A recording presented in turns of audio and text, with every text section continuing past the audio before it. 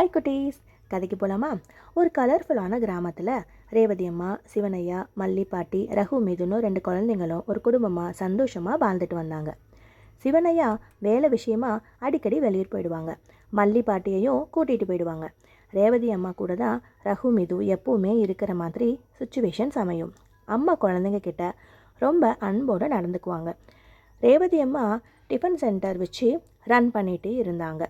அதுக்காக அம்மா தினமும் இட்லி மாவு தயார் பண்ணுறதுக்காக சீக்கிரமாக எழுந்திரிச்சு அந்த வேலையெல்லாம் செய்வாங்க.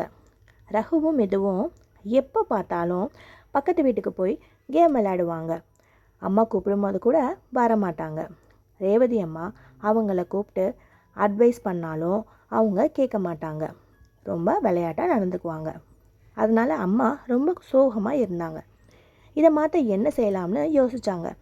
அப்போ தான் அம்மாவுக்கு அந்த அதிசய பெட்டி நினைவுக்கு வந்துச்சு. அதை எடுத்துகிட்டு வந்தாங்க. அதில் என்ன இருக்குதுன்னு ரகுவும் மிதுவும் கேட்டாங்க. அந்த பெட்டியில் இருக்கிறத என்னால் பயன்படுத்த முடியல, அதனால தான் அதிசயம்னு சொல்கிறேன். இது உங்களுக்கு கண்டிப்பாக பயன்படணும் அப்படின்னு சொன்னாங்க. என்னம்மான்னு ஆச்சரியமாக திறந்து பார்த்தப்போ அதில் புத்தகம், பென்சில், பதக்கம் இருந்துச்சு. அதே போல் நீங்களும் பல புத்தகங்களை படித்து பெரிய பதக்கங்களை வாங்கணும்னு அம்மா சொன்னாங்க. அன்னையிலிருந்து ரகுவும் மிதுவும் ரொம்ப நல்லா படித்தாங்க.